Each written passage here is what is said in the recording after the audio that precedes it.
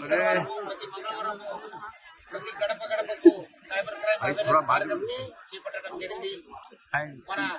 మన DGP Sridhar Reddy sir ఈ ఒక కార్యక్రమం ఇనాగ్రేట్ చేసి ఈ రోజు నేను మన addition CP Srinivasu, addition DCP Majeed, ఇప్పుడున్న లోకల్ ఏసీబీ ఈ ఒక చారిత్రాత్మక చార్మినార్ దగ్గర పబ్లిక్ అందరు కూడా ఈ ఒక సైబర్ క్రైమ్ గురించి అవేర్నెస్ తీసుకోవడానికి ఒక ప్రయత్నం చేయడం జరిగింది.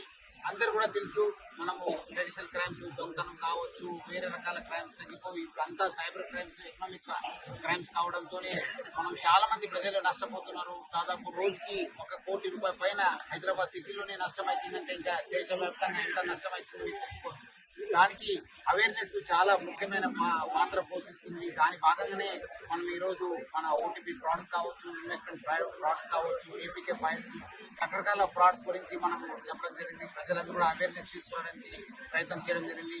పబ్లిక్ అందరూ కూడా కోరుతున్నాను, మీరెవరు కూడా భయపడాల్సిన అవసరం లేదు. ఎందుకంటే సైబర్ క్రిమినల్స్ రెండు తోని వాళ్ళు బాగా సఫలం అవుతున్నారు, సక్సెస్ అవుతున్నారు. ఒకటి మీ భయము, ఒకటి మీ ఆశ. ఎవరు కూడా భయపడొద్దు. ఎవరో ఫోన్ చేసి మీకు ఈడీ కేసు ఉంది, సిబిఐ కేసు ఉంది, డిజిటల్ అరెస్ట్ అయితే కూడా ఎవరు కూడా భయపడొద్దు. మీరు ఇమీడియట్లీ స్విచ్ ఆఫ్ చేయాలి.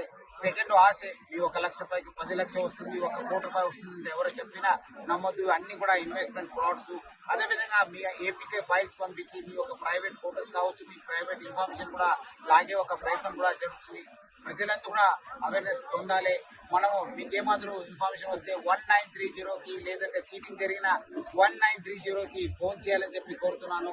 అదేవిధంగా మనం ఒక హైదరాబాద్ సిటీ పోలీస్ తరఫు నుంచి కూడా ఒక వాలంటరీ సర్వీస్ మనం స్టార్ట్ చేయడం జరిగింది, సైబర్ సింబా అని చెప్పి. మీరు మనతో ఎన్రోల్ అయ్యి మీ పేరెంట్స్ కావచ్చు, మీ రిలేటివ్స్ కావచ్చు, నేబర్స్ కావచ్చు, ఫ్రెండ్స్ కావచ్చు, ఒక అవేర్నెస్ తీసుకోవడానికి మంచి ఒక వేదిక. మీరందరూ కూడా సైబర్ సింబా వాలంటరీ ప్రోగ్రామ్ లో ఎన్రోల్ చేయాలని చెప్పి నేను మరి కోరుతున్నాను.